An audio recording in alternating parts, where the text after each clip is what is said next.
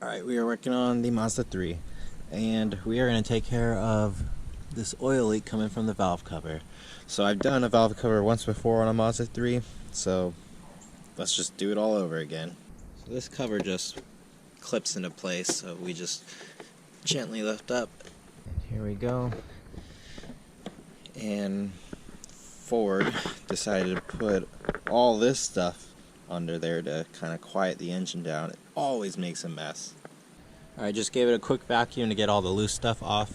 It appears someone has been here before, as all these clips are not really doing their clip job, which is fine. These clips almost always break when you try to remove them, so it's expected to be like this.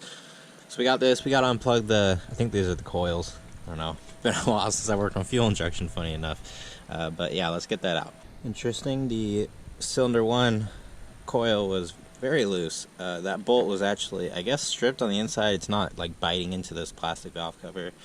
Either way, took all the coil plugs out. Just got to do a few other plugs. I don't know what all these are, but they're in the way. We got one here as well. Now, the simple thing with wiring harnesses is typically plugs can only go into one spot, so you're not going to be able to mess it up, typically. And there, that's out. You just want to make sure everything can go to the side so there's enough room to lift the valve cover straight up. A little bit more room here. This might get a little tight over here. So I wasn't able to do it with one hand, but simple trick for this. This is like the PCV hose. Just grip with pliers on the back, grip as tight as you can, and it will pop right off. You probably have to grip it, bring it in just a little, and then pull it straight out while you're holding it down, and it comes out. Alright, so now we just have a couple bolts all the way around. These look like 8mm. So I don't have a deep 8mm, but I do have a 5/16, and 5/16 works. Now, why are these all so tight? Alright, let's get them off. So it's very evident that someone was here before. These are way too tight. This is a plastic valve cover. Like, the last thing you want is this to snap.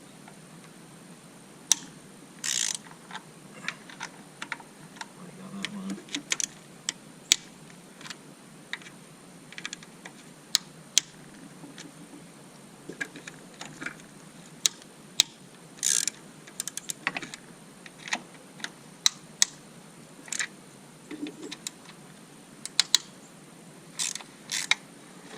This was at a time when Ford and Mazda were buddy-buddy, so I'm pretty sure this is a Ford engine. It has all the Ford stampings on it. Why? Whose thought was it that this was a good idea to use just a bunch of 8mm? Okay. Now, the coils, appears that all these are just stripped out. Like, this is in there so tight, I feel like it's just gonna crack, just like that.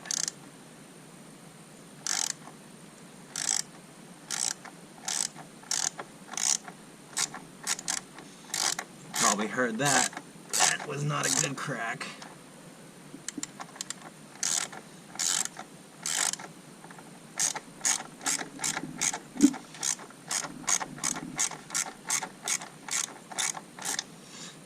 Spinning in there, so that's not going to do anything.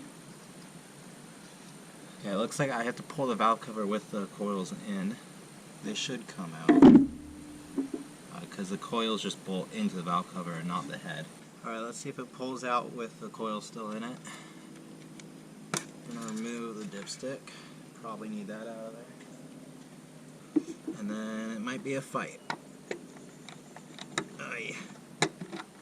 Oh, it's coming. That's free.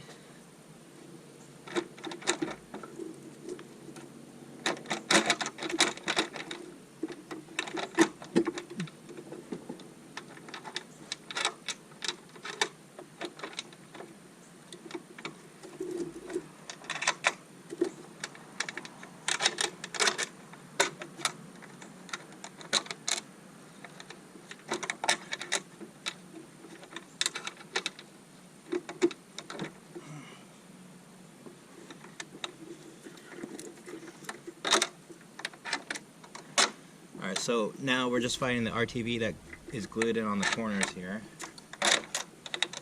But that just popped off. Alright, we are good now. Now it's just a matter of lifting it perfectly up.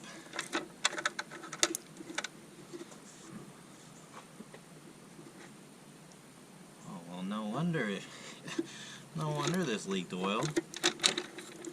I'll show you. Jeez.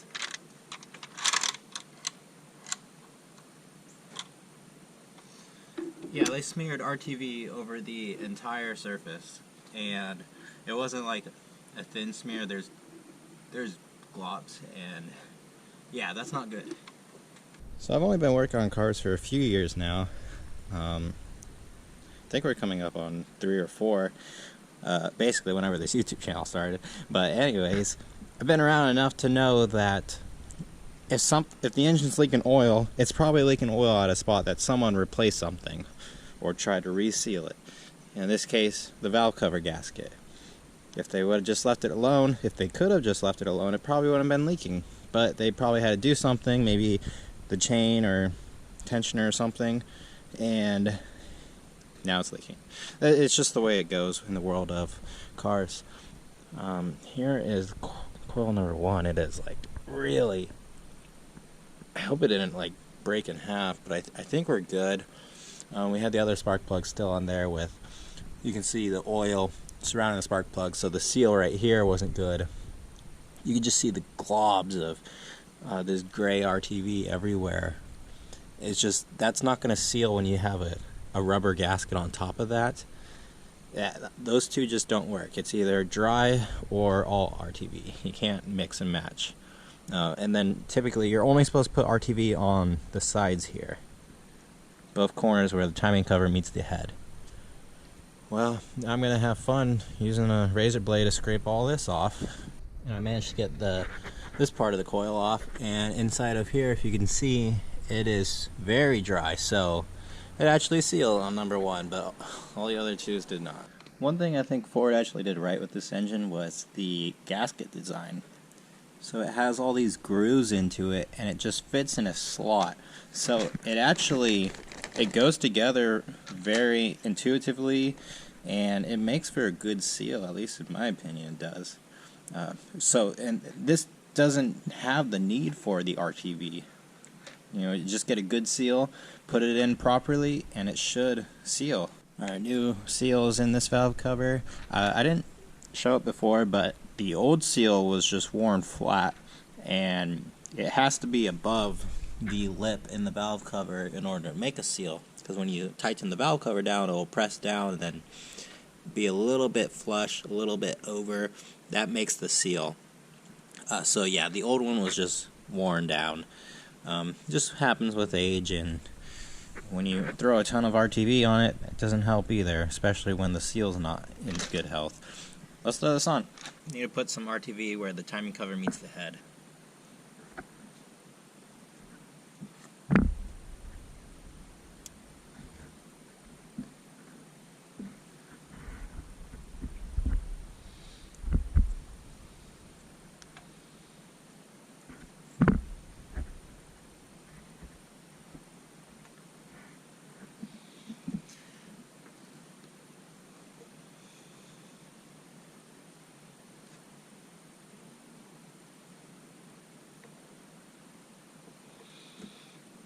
Work.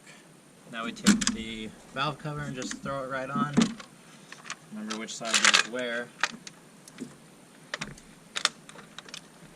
And with this style gasket, it's going to hold itself into place, which is nice. Don't have to worry about it shifting on you. Might shift a little, but not too much. Alright, going around doing a final torque. So crisscross, inside out. That's basically all we're going to do here. So I'm just going to do it wrist tight, basically.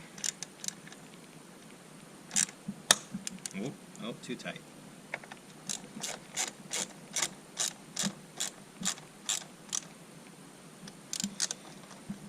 Okay, so a little less than wrist tight.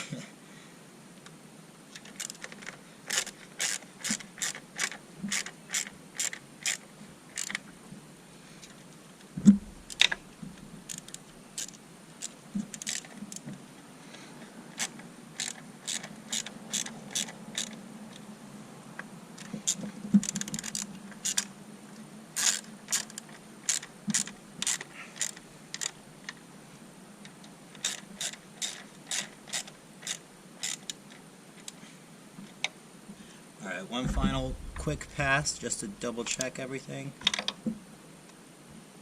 This one was the first one out. That one's not a good bolt. That was not happy in the plastic, but everything else looking good. Oh, that one was a little loose.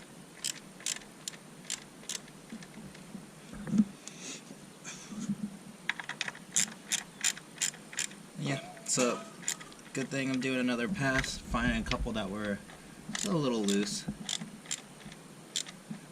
and uneven.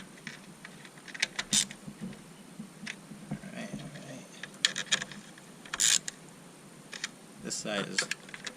This side tightened down pretty good. Yeah.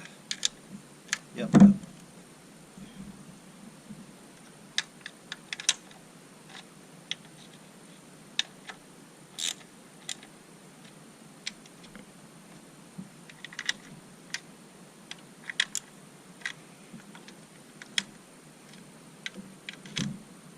There we go. Got it all the way wrist tight. So that's good enough. And now last thing to do is just the finishing touches. Get my wiring harness back. You can see how loose this one is.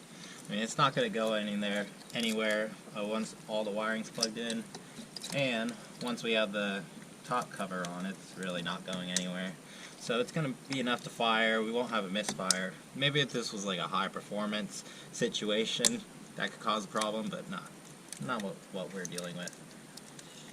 Alright. And then this clip actually is good. So we got one good clip left. Make sure to use that. Alright, and then this sensor plugged in.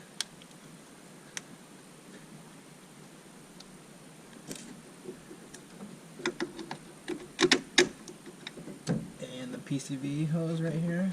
I think this is PCV. Goes to the intake, so something like that.